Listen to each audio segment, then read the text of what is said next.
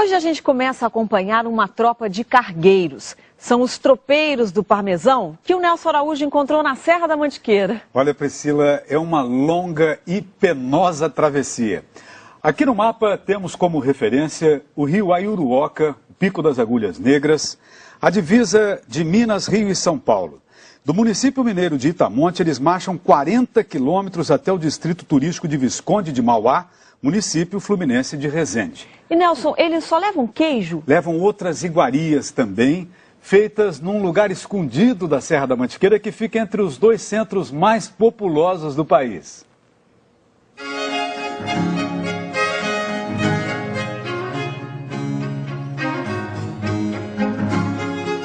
Este belo trecho da Serra da Mantiqueira é chamado de Mar de Morros.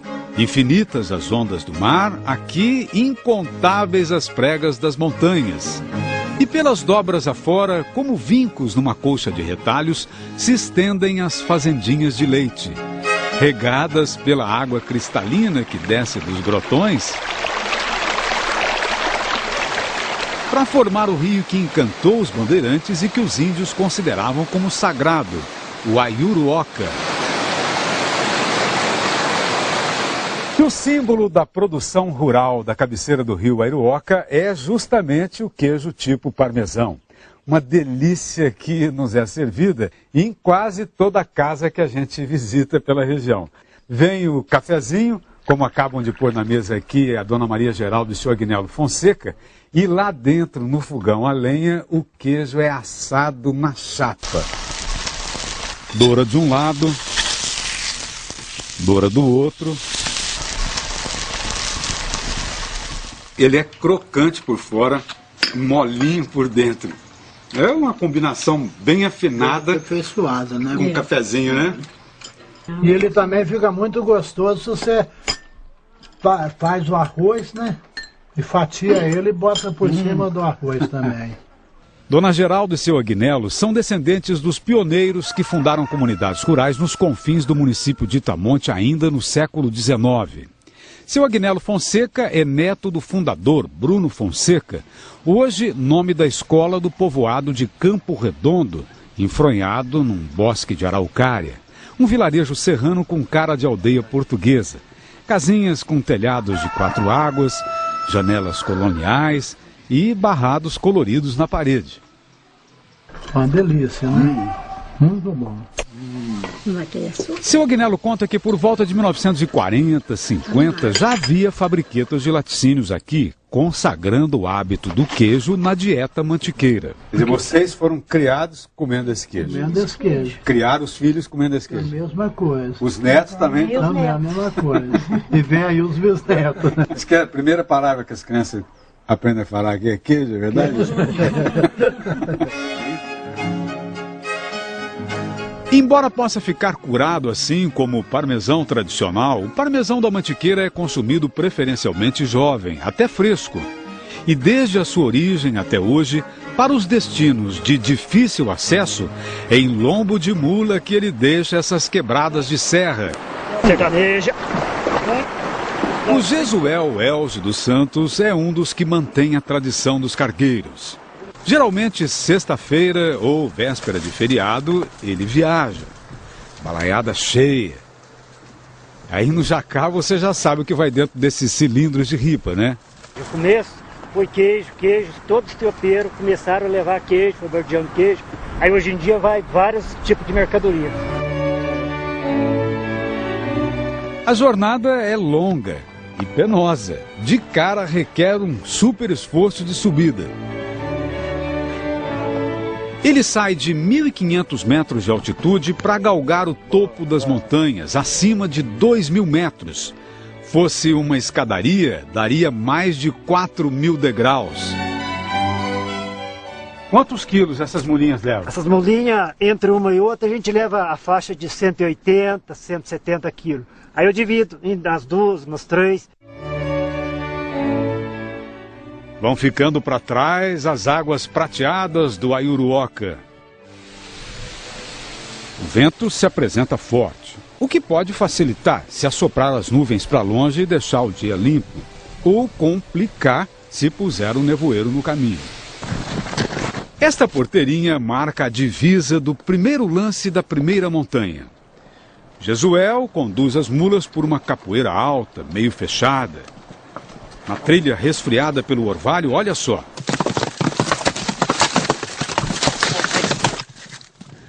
Jesuel aconselha todo mundo a descer. A cigarra montada, às vezes ela pode atrapalhar, né? A gente cai, o bicho pode cair por cima da perna, se machucar, né? Então esses trechos dificultosos assim de passar, mais dificuldade, a gente apeia, puxa eles um pouco. Sorte que nossa equipe de apoio venha puxando as montarias.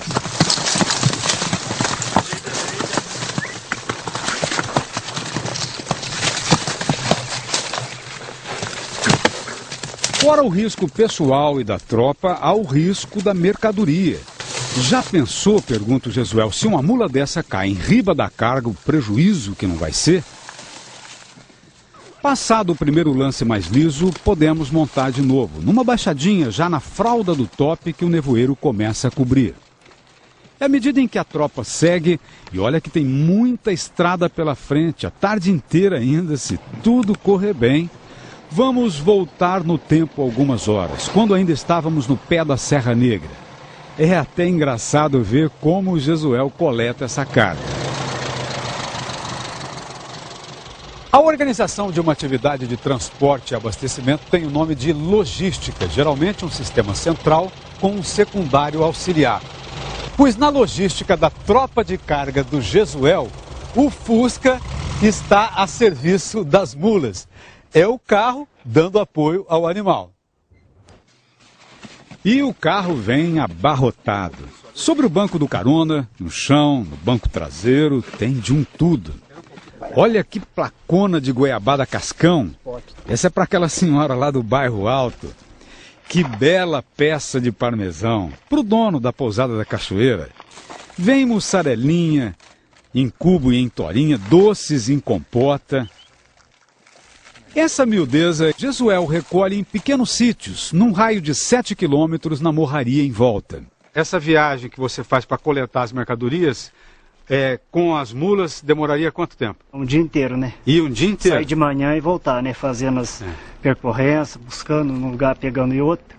Aí nem o dia todo. E de carro? De carro é 1 hora. E faz muito tempo que você usa o carro para trazer as coisas? Não, o carro já faz mais pouco tempo. Quanto tempo? O carro, eu já uso o carro para trazer faz uns 20 anos. Ah, então... pouco tempo. Faz pouco tempo, 20 anos, tá certo, Uma parte das mercadorias que leva nos cargueiros, Jesuel dá apenas poucos passos para recolher. Pega na cozinha da própria casa. A irmã dele, Eurídice, é daquelas que foram abençoadas com o dom de fazer doce. Enche a mesa de delícias. Faz geleias de pitanga, jabuticaba, amora, moranguinho silvestre. Faz doces de abóbora, pêssego, figo, mais de 20 variedades. Eu tinha uns 9 anos quando eu fiz a primeira panela de doce. Dentre as gostosuras que a Eurídice faz, tem uma que arranca suspiro de fazer eco nesses vales da Mantiqueira. Olha para você ver, doce de leite com hortelã. Você já ouviu falar? Olha a folhinha verde aí.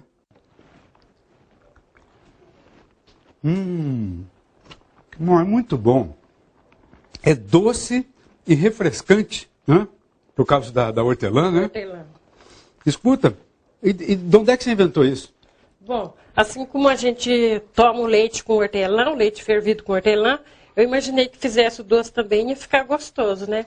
Aí inventei o doce de leite com hortelã. Generosa, Eurídice topa na hora entregar o segredo da receita que criou. São 5 litros de leite integral, no caso aqui direto da vaca para a panela, 2 quilos e 100 gramas de açúcar, cristal e um maço de hortelã.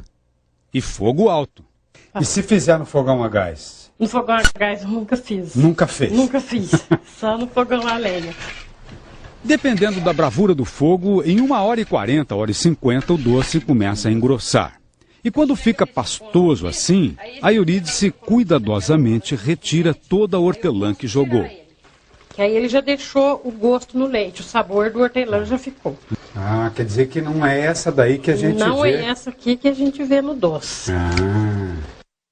Fosse para guardar em vidro, comer de colherada já estaria pronto. Para cortar, precisa apurar mais.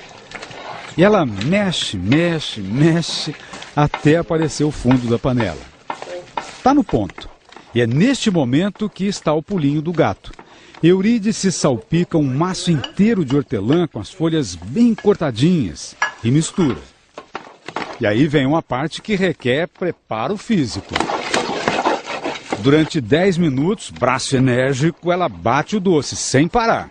Se largar, não dá o ponto. Não. E se ele esfriar também, né? No instante crucial em que o doce dá sinais de endurecer, Eurídice derrama toda a massa sobre um plástico, o mesmo do saco de açúcar, que é mais encorpado. Espera esfriar. Não de tudo. Ela tem ainda que cortar os pedaços. E na hora de passar a faca, o doce tem que lembrar um quentinho. Senão, como dizem aqui, a massa esbruga, quebra, vai espedaçar. Nos cargueiros do Jesuel, o doce da irmã ganha lugar na janelinha. Galeia sua refrescância por cima de tudo. Quando voltamos para a trilha, num ponto já com 2 horas de viagem desde a partida. A viagem do Jesuel é solitária até certo ponto. Estamos agora num lugar chamado Morro Cavado, alto da Serra Negra, mais de 2.000 metros de altitude, divisa dos municípios de Itamonte e Bocaina de Minas. Nesse lugar, quase sempre, o Jesuel encontra os companheiros, tropeiros de queijo também. Daqui a pouco você vai conhecer os outros tropeiros do parmesão.